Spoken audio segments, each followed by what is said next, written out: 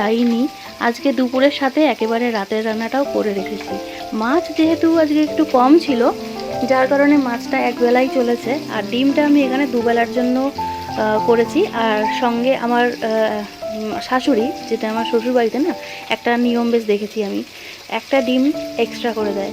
কারণ হয়তো ডিম ছুলতে গিয়ে একটা হয়তো এদিক ওদিক হয়ে যেতেই পারে, বা বাড়িতে হয়তো হঠাৎ করে কেউ চলে আসে। তো আমার না এই অভ্যাসটা আমার রয়েই গেছে। তো আমি ডিম সিদ্ধ যখনই করি আমাদের জন্য, বেসিক্যালি যখন ডিমের কারি রান্না হয়, তখন আমি একটা ডিম এক্সট্রা দেবই দেবো। রাত্রেবেলা যদি থেকে যায় সেটা হয় থেকে গেল, আর তা না হলে হয় তৃষা, নাহলে ওর পাপা, কেউ না কেউ ঠিক খেয়েই নেয়। তো যাই হোক, এখানে আমি কড়াই গরম হয়ে গেছে, আমি তেল দিচ্ছি ডিমটাকে ভেজে নেওয়ার জন্য। আর দেখো, এখানে আমি কড়াইয়ের তেলটা গরম হওয়ার সাথে সাথেই আমি ওর মধ্যে দিয়ে দেবো একটু লবণ হালকা করে, আর দিয়ে দেবো একটু হলুদ। কারণ আমি না ওই ডিমের মধ্যে হলুদ আর লবণ মিশিয়ে ভাজি না, আমি কড়াই গরম হলে পরে তখন ওর মধ্যে একটু তেল, নুন, মানে লবণ আর হলুদটা ছেড়ে দিই। আর এই যে কড়াইটা দেখতে পাচ্ছ, এটা না আমার ননস্টিকের কড়াই ছিল। তো কিছুদিন আগে আমার শাশুড়ি মা এসেছিলেন আমার কাছে বেড়াতে। তো উনি ভেবেছেন হয়তো কড়াইটা খুব কালো হয়ে গেছে, আমার বৌমা হয়তো মাজে ঘষে না। তার জন্য একদিন ভোরবেলা উঠে দেখি ঘচ ঘচ ঘচ ঘচ করে আওয়াজ হচ্ছে। কী রে? গিয়ে দেখি নিচে কেউ একজন নারকেল ছুলে রেখেছিল, আর নারকেলের খোসা পড়েছিল। উনি কি করেছেন, ওই খোসা নিয়ে এসে ভালো করে পরিষ্কার করে উনি সার্ফ দিয়ে সেই খোসা দিয়ে এই কড়াইটাকে উনি ঘষে ঘষে তুলছেন। তো যথারীতি ওনার কিছুটা তোলা হয়ে যাওয়ার পরেই আমি শুনতে পেয়ে আমি যাই, গিয়ে দেখি এই কীর্তি। আমি তখন বললাম যে, মা এ কী করছো? এটা তো নন স্টিকের কড়াই।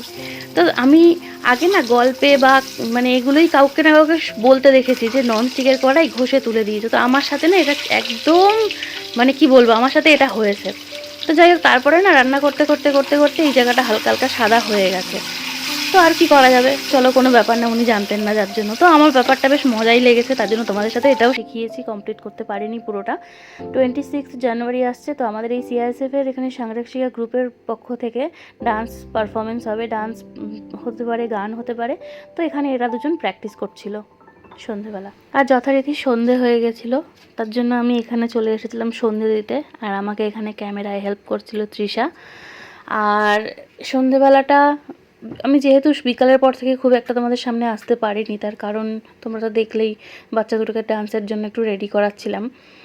তো এন্ড মোমেন্টে এসেই আমাকে বললো যে মানে ওদেরকে একটা শেখাতে, তার জন্য। কারণ আমাদের এখানে আগে একটা প্রোগ্রাম হয়েছিল, সেখানেও ওরা নাচ করেছিল, ওরা দুজনই।